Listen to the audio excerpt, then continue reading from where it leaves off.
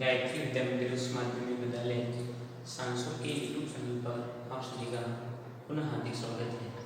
आज हम 10वीं क्लास के विज्ञान विषय का 7वां पाठ डिस्कस करने जा रहे हैं। जो टॉपिक आपका ले रखा है परमाणु सिद्धांत, तत्वों का आवर्ती वर्गीकरण एवं समान गुणधर्म, इनके सामान्य गुणधर्म। तो देखिए, इस पाठ पर आज अपना लास्ट वीडियो लेक्चर रिलीज होगा, 10वां वीडियो लेक्चर है, जिसमें आप सीख लोगे काफ़ी पाठ के संबंधित वीडियोज पे आज लास्ट वीडियो अंतिम वीडियो लेक्चर में देखेंगे परमाणु आकार। परमाणु आकार के अंतर्गत ससंयोजक त्रिज्या, वान डेर वाल्स त्रिज्या, धात्विक और अधात्विक तत्वों के सामान्य गुणधर्मों को स्टडी करेंगे। तो नॉर्मल सा अपन को पता है कि परमाणु क्या है, परमाणु का आकार कितना होता है, परमाणु की खोज किसने की, काफी चीजों को अपन शुरू से पढ़ते आ रहे हैं। बेसिकली आप जानते हैं परमाणु के बारे में, परमाणु सूक्ष्म और अविभाज्य कण। परमाणु गोलाकार होता है, सूक्ष्म अविभाज्य कण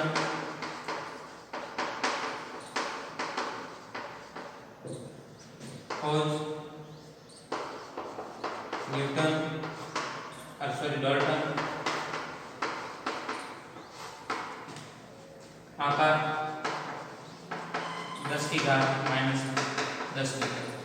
ये बेसिक चीजें आपके दिमाग में है। अब परमाणु का आकार फाइंड आउट किया कैसे? तो आप जानते हैं परमाणु अलग अलग पार्टिकल से बना हुआ होता है, अलग अलग खोजों का आधार देखने को मिला। तो परमाणु के नाभिक तथा परमाणु के बाह्य कोश के बीच की दूरी वही क्या कहलाता है, परमाणु का आकार को प्रदर्शित करता है। परमाणु किसी परमाणु की बात करें, परमाणु का आकार कैसे फाइंड आउट करना, तो परमाणु की त्रिज्या के आधार पर हम बता सकते हैं परमाणु का आकार कितना हो सकता है। परमाणु त्रिज्या ज्ञात करने का प्रोसेस आपको बताएं कि किसी परमाणु के नाभिक तथा बाह्य कोश में उपस्थित इलेक्ट्रॉन या बाह्य कोश के मध्य की दूरी परमाणु त्रिज्या के नाम से जानी जाती है।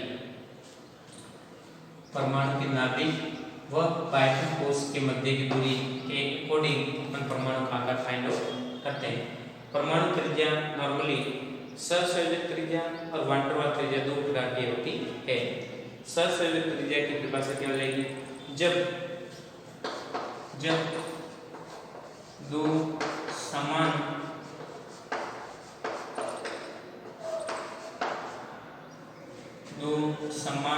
ससंयोजक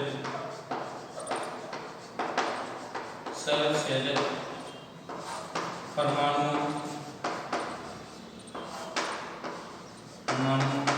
के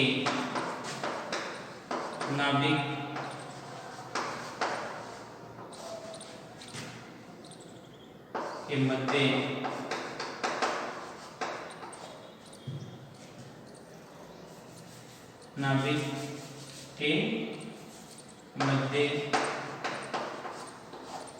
बंध पाया जाता है।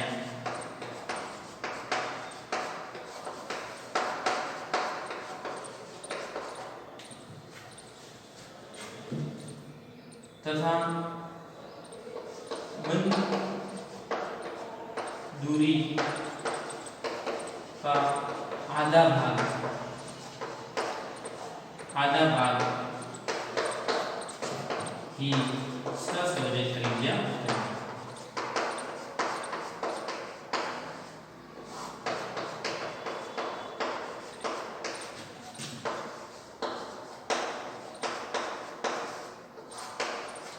स्पेशल बात दिमाग में क्या रखना, दो समान ससंयोजक परमाणु से, समान या असमान यहाँ पे कोई भी ले सकते हैं, परंतु नॉर्मली समान देखते हैं तो दो समान ससंयोजक परमाणु के मध्य नाभिक के मध्य बंध बनता है और बंध की दूरी का आधा भाग ही आपके ससंयोजक त्रिज्या होती है। जैसे आपकी बात की जा रही क्लोरीन और अलोनीन, दो परमाणु, इन दोनों परमाणु के मध्य जो ये बंध पाया गया और इस बंध की दूरी का आधा पार्टीशन, आधा भाग वही क्या करेगा, आपकी ससंयोजक त्रिज्या होती है, अवलंब त्रिज्या।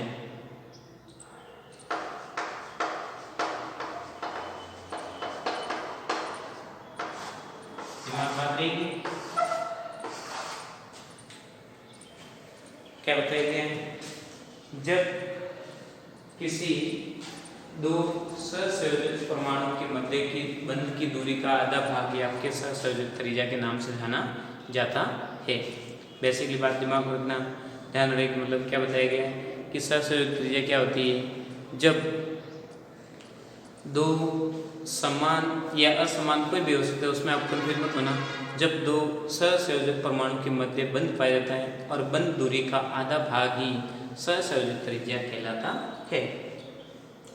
आगे देखते हैं दूसरी त्रिज्या कौन सी आ रही है, वान डेर वाल त्रिज्या। कौन सी आ रही है, वान डेर वाल त्रिज्या।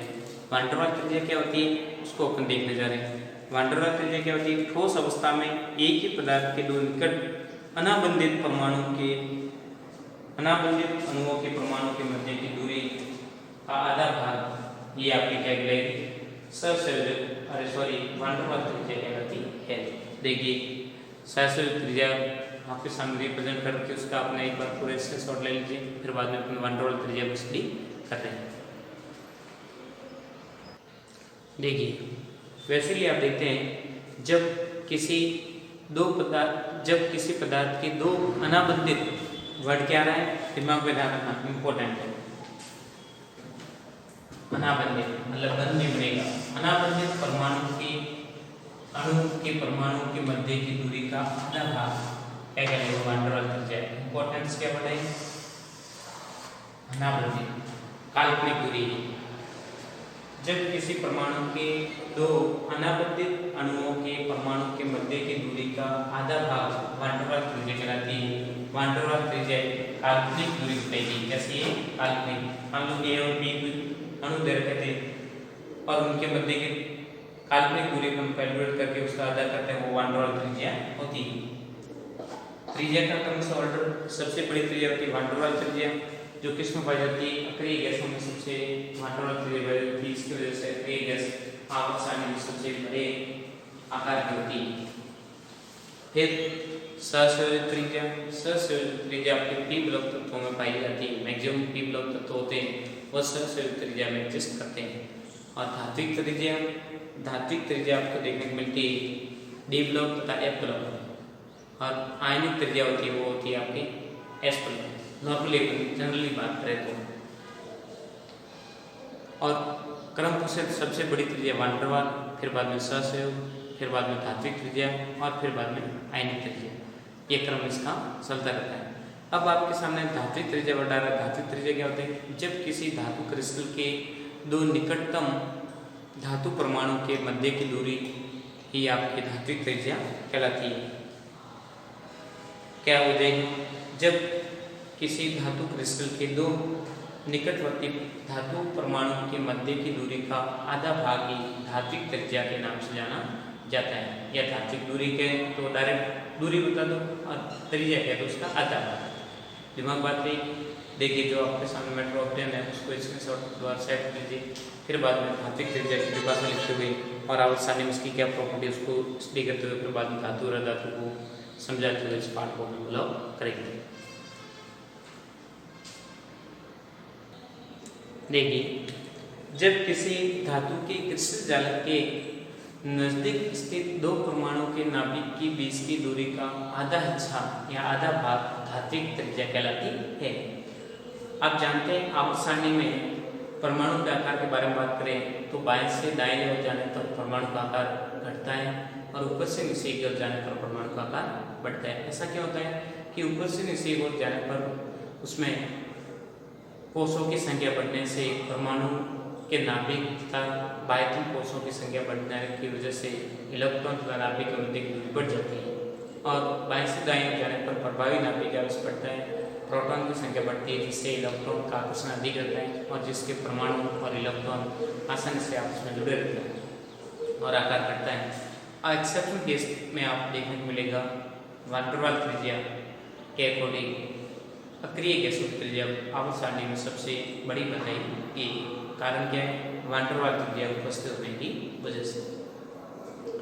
तो सिंपल सी थ्योरी को स्टडी करने पर आप काफ़ी चीज़ें दिमाग में आती है कि अलग अलग आवर्त सारणी में काफ़ी चीज़ें समझ में आई। आगे अगला बिंदु आपके दे रखा है धात्विक तथा अधात्विक गुण। धात्विक तथा अधात्विक, धातु किसे कहते हैं, वे पदार्थ जो सामान्य अवस्था में इलेक्ट्रॉन को त्यागने का काम करते हैं, इलेक्ट्रॉन के होते हैं त्यागने प्रवृत्ति होते धातु कहलाते हैं। इलेक्ट्रॉन दाता होते हैं, धातु होते हुए इलेक्ट्रॉन दाता होते हैं। उसके साथ में बात करें, देखिए धातु को मैं आपको प्रेजेंट कर रहा हूँ अधातु उसके कंपेरिजन में। आप क्या बताओगे? देखिए धातु इलेक्ट्रॉन त्यागते हैं, त्याग करके धनात्मक बनाते हैं। क्या बनाते हैं? धनात्मक बनाते हैं। धातु संकीले होते हैं, संकीले, कठोर, दृढ़, आघात प्रचलता,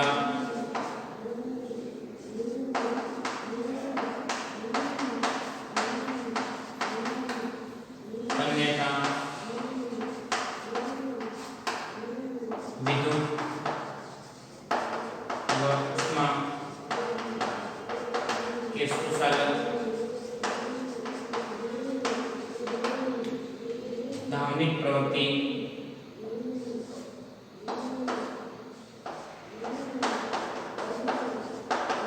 प्रकृति, धातु ऑक्साइड,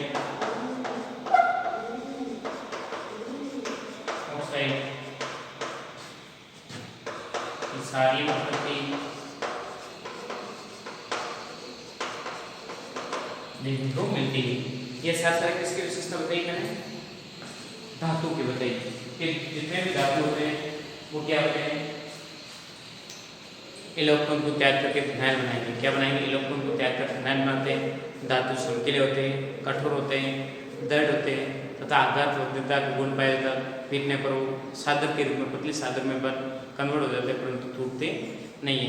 तन्यता गुण पाया जाता है। तन्यता मतलब धातु को आप पतले तारों के रूप में कन्वर्ट कर सकते हैं। अपन जानते भी धातु के तार बनते हैं, ऐसे नहीं कि आपके रबड़ के तार आते हैं, नहीं आते। धातु विद्युत व ऊष्मा के सुचालक होते हैं और धावनिक प्रवृत्ति पाई जाती है। धावनिक प्रवृत्ति मतलब धातु को गिराने पर या बजाने पर क्या होता है? बजता है, ध्वनि उत्पन्न करता है। और धातु ऑक्साइड सारी प्रकृति के होते हैं। जितने भी धातु ऑक्साइड होते हैं वो सारी प्रकृति होते हैं। और अधातु ऑक्साइड इसके कंपेरिजन में आप बताओगे तो क्या हो जाएगा? अधातु ऑक्साइड की बात करेंगे तो आपके अधातु ऑक्साइड अम्लीय प्रकृति के होते हैं, अधावनिक गुण प्रवृत्ति होते हैं, विद्युत तथा ऊष्मा के कुशल होते हैं। जितने भी प्रॉपर्टी धातु की है वो सारी उल्टी होती है, परंतु कई बार एक्सेप्शन केस भी चलते हैं रहते हैं, जिसकी वजह से कभी कभार समकीलापन, जैसे हीरा कार्बन का अपर रूप है, समकीला होता है, कठोर होता है, दृढ़ होता है। क्यों ऐसा होता है?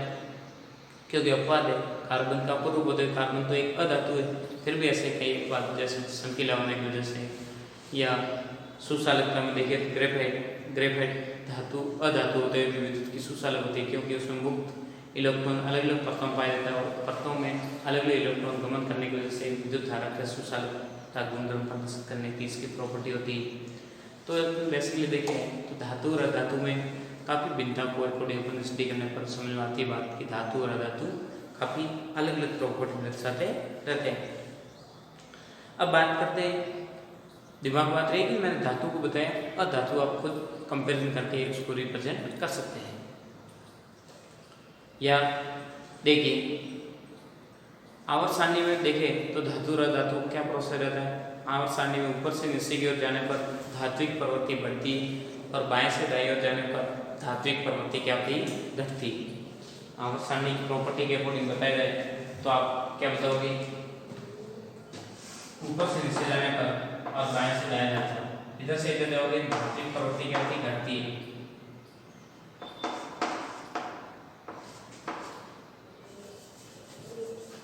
धात्विक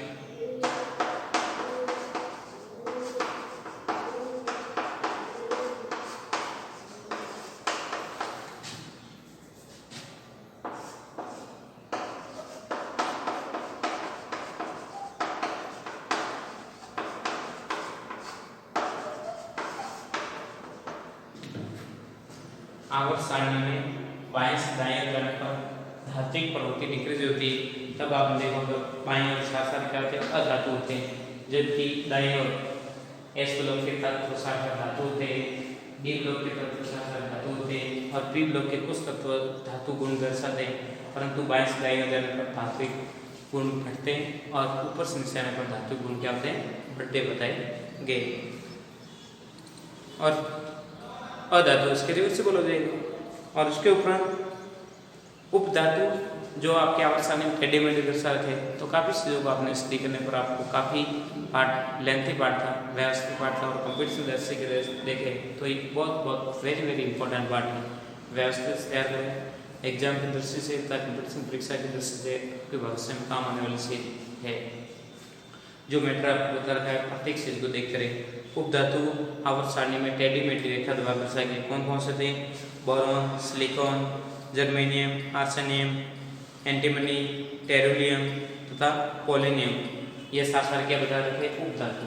आवर्त सारणी में आपने देखा सिटी मतलब जैसे पी ब्लॉक बनाया था, पी ब्लॉक में आपको देखने को मिला सिटी मतलब ऐसे बोरॉन फिर माइनस,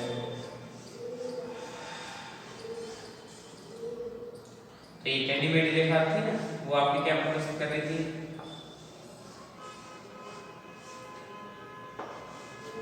तो बोरॉन, सिलिकॉन, जर्मेनियम, आर्सेनियम, एंटीमनी, टेरुलियम और एक्टिनियम और पोलेनियम, ये तो ऐसे जो डायरेक्ट उपधातु का प्रकार दर्शाते हैं। ये है सामान्य अवस्था में अधातु होते हैं और विशेष कंडीशन देने पर धातु को गुणधर्म प्रदर्शित करते हैं। तो ये था आपके मेजर टॉपिक।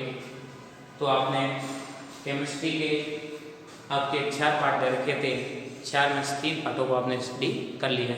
अब आपके पीछे एक पार्ट रह रहा है, उसको भी अगले वीडियो लेक्चर में शुरू करेंगे। 10-12 वीडियो लेक्चर में उसको भी कवर कर लेंगे। तो ये था आपके पार्ट, व्यवस्थित से पढ़े, कंफ्यूज में डाउट और डायरेक्ट पूछ के उस चीज़ का समस्या समाधान करें। इंपॉर्टेंट बात यह है गायत्री विद्या मंदिर यूट्यूब चैनल को आपने सब्सक्राइब नहीं किया, सब्सक्राइब करें, लाइक करें, ताकि अपलोड होने वाले नए वीडियो का नया नोटिफिकेशन आपको मिलता रहेगा, ताकि आपको पढ़ाई कंटिन्यू बने रहे, घर पे रहे, सुख से अपना काम करते रहे। थैंक यू, धन्यवाद सो मच।